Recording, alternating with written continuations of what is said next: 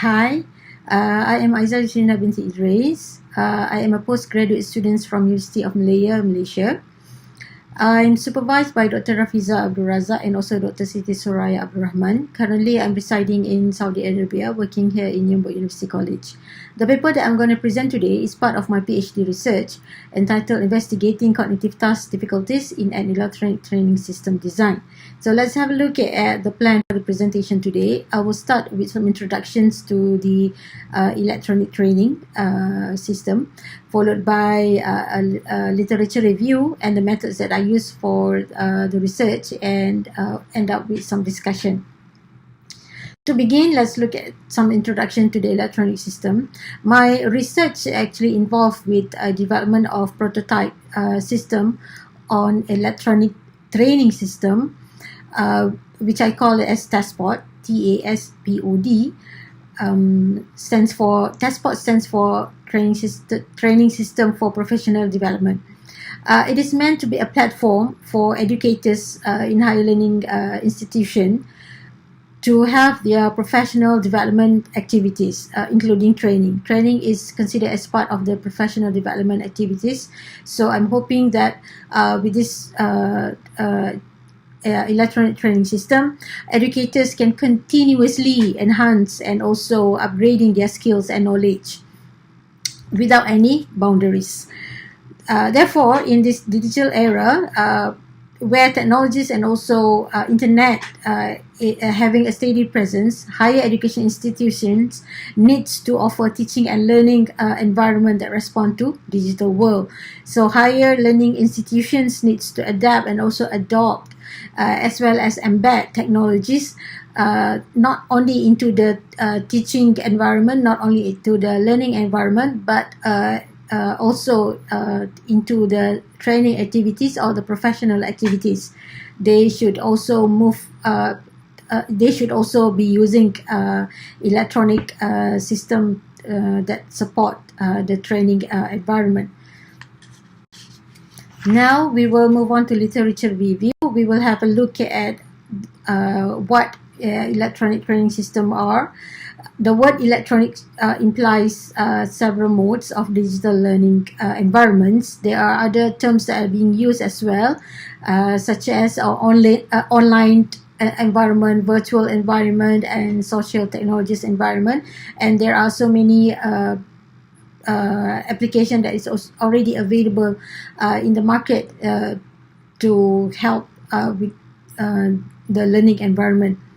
And training, on the other hand, is perceived as mechanism for ongoing learning lives in any institutions, which will empower educators' knowledge. So the reason behind having training in any institution is because all the institution needs to continuously produce high quality faculty members.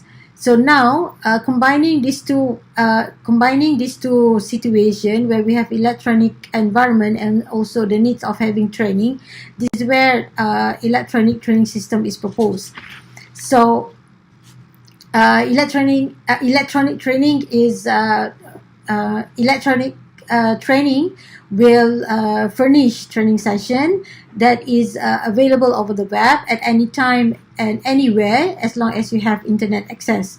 So it is hopeful that the electronic training system is going to be a very useful approach for higher learning institution to enable a virtual training environment. So besides having the virtual learning environment, virtual teaching environment, so we are hoping that institution will also focus on having this virtual training environment. So generally, there are actually three reasons or three conditions that may support this electronic training system. First is the advancement of technology, as we have discussed earlier. And second, undeniably, we know that most of the activities around us revolve computerized innovation. So why not putting a training session also as part of a computerized innovation? And the third reason, as we all know, with the current situation where the COVID pandemic has cause unprecedented disruption to most of our education process, to most of our education activities. So might as well that we have another environment that will help us to continue with our professional development activities. So these are among the reasons why electronic system is an option for higher learning institution.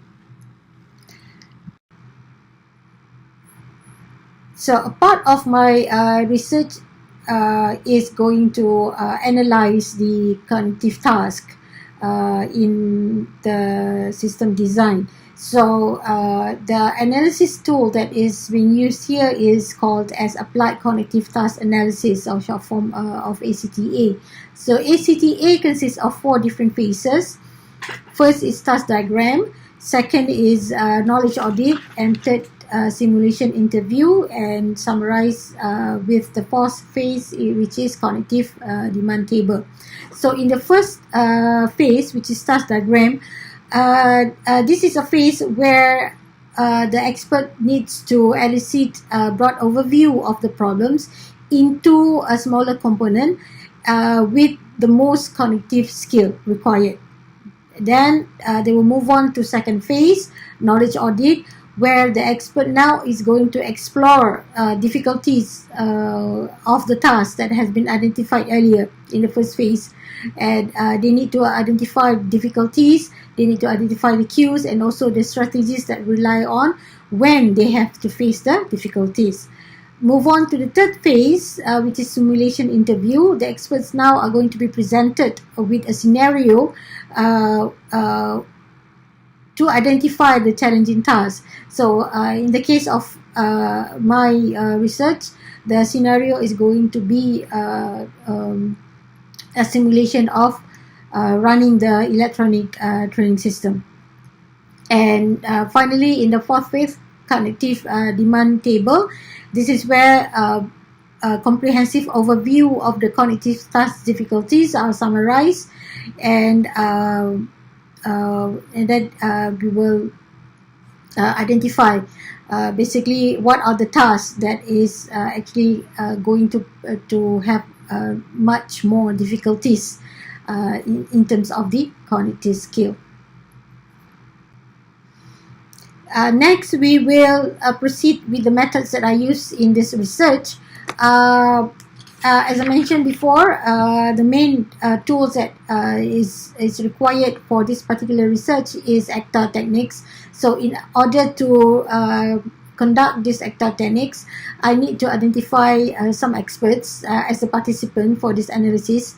So the experts that are selected are those who are involved directly with the training operations. They are the one that involved with the execution. They are the one will involve with the implementation, and also presenting the training activities in the system. And the instruments that is going to be used while they are analyzing the ACTA is system screen design. They are provided with a few screen designs, and the experts are going to analyze the ACTA using these screen designs. So here is some example of the screen design, just 3 samples that is shown here, but we have more than this when the actual analysis took place. So all the experts are provided with the same screen designs, and each of the screen designs are clearly highlighted with what are the components required. I mean, what are the components are going to be in the screen. For example, like if there is a YouTube link, if there is any external link, if there is any forums linked to that particular topics, assignment linked to that particular topics, and also discussion linked to that particular topics. So screens were provided, screen design were provided to the experts, and the experts are going to conduct the ACTA phases, one phases after another. So in terms of the results from the ACTA, the first step that or the first phase that the expert has to go through, which is the task diagram, The experts are provided with the testpot screen design. Testpot is my prototype system in the research. So they are provided with testpot design. Basically, the focus is on 4 components of the testpot design, which are the system design and functionality, course content design, voiceover, and downloadable and also pop-up documents. So the experts are highlighted with these 4 components of the system while they are reviewing all the screen designs.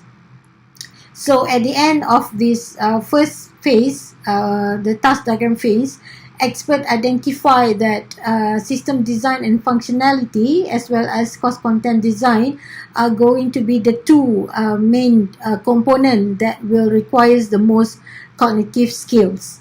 So with these 2 components that has been identified, then we will move on to our second phase, which is the knowledge audit. And later after that is the third phase, which is the simulation. So we're gonna move on to our second phase of ACTA, which is knowledge audit, and followed by simulation interview. So in knowledge audit, these are among the difficulties that has been identified by the experts. So I'll just summarize it over here. The first one is difficult to use, especially for downloading and uploading external content. Difficulties to use will caused by not familiar with similar online applications or the learning management system. So they might be still wondering on how to perform some of the operations on the system. This is also related to the second difficulties, which is difficult for users who do not know how to adjust their browsers.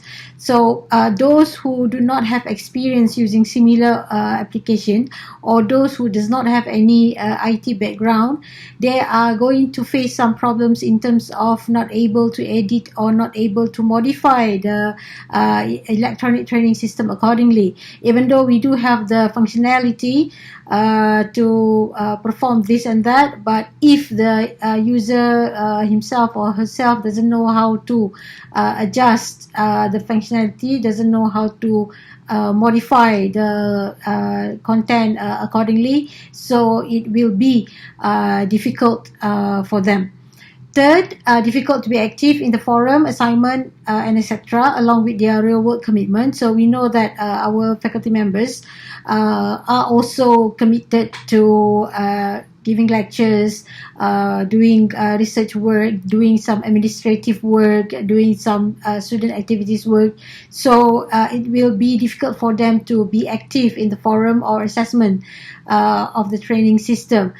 Because their main commitment is to their real work. So if we have added this in our training system, so it will be difficult for the end users to participate actively. And finally, difficult to focus on the learning process.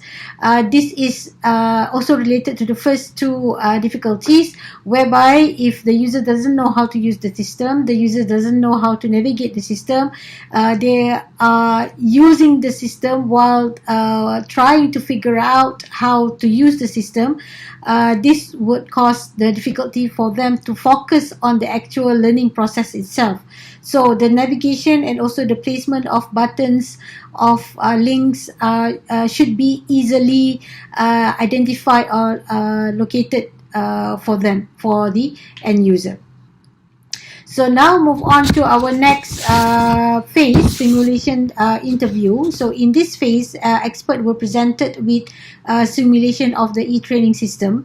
Expert will simulate the flow of the training sessions, and they are going to identify the difficulties that are possible to occur during the training session.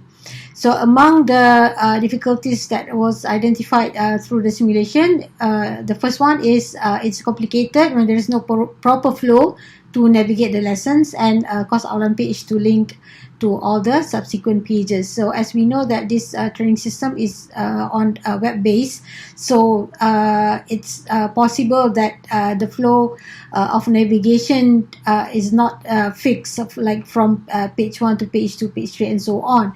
So the end user are able to navigate throughout the lesson. So if they are not familiar with this kind of training session, the end user have the tendency to skip some of the topics and do not do not follow the actual flow of the lessons. So it will be complicated then for them to try to return back to where they has missed, and then continue to proceed with the next lesson. And the next one, it is identified that, the expert has identified that the language and information should be comprehensive and easy to follow. As we know that the end user are from varieties of backgrounds, so we have to make sure that we are using the easiest language and the information that majority are able to understand and follow. And the third difficulties that they identify is when the educators are unable to complete the assigned tasks, are able to complete the assessment, and also if the assessments are for different levels. Like we know that given any workshops, the participants could be from different background. One could be from IT, one could be from English language, another one could be from management. So these are all with different backgrounds. So if the assessment given are the same, so the educators or the end users might have problems in completing them accordingly. In conclusion, on the fourth phase of the ACTA, the expert has identified the following tasks to be the one that have most difficulties, the most cognitive task difficulties, which are the system functionally design, course content design, and also assessment design. So generally, these difficulties that are identified by the expert are caused by the lack of experience using the online learning. And also there will be difficulties in terms of communication or feedback or response from end user to the system. So all in all, identifying these task difficulties will definitely going to be beneficial for system developers or system designers who appreciate the representation from the user's perspective. So from the design, from the analysis that was done to the design, now the developers or the designers are able to modify their end products accordingly based on what has been reported by the expert, because the experts are giving the view of the cognitive task difficulties, not only the technical part. The developers or the designers might be focusing only on the technical part of completing the electronic system. But what we are doing in ACTA analysis is we want to highlight that the cognitive task difficulties need to be also be taken care of. And with that analysis, the recommendation that was given by the experts were as following. First, having simple graphical user interface. So we need to, the designers or developers need to focus on preparing or developing simple, straightforward, and also user-friendly as well as attractive views of the screen, which in the end will also increase the user engagement. Okay, and a good user interface will easily attract the attentions of the end user. Second recommendation that was given is to embed pedagogical and instructional based model, where this will definitely give a clear navigation or guidance and also engagement in learning. And also the third recommendation, communication tool, it's already highlighted that this is going to be one of the important collaboration tool for learners, between learners and to the trainers. So the experts are recommending that communication tool should be one important component in the system, so that whenever there is any issue to be discussed between the trainees and the trainers, there is a way for them to communicate. And moreover, we know that users are already familiar with online communication, with the social communication and so on. So might as well that we embed this into our training system, so that it will be more helpful and engaging more user attention. So that will be the end of my presentation for today. Thank you very much for listening, and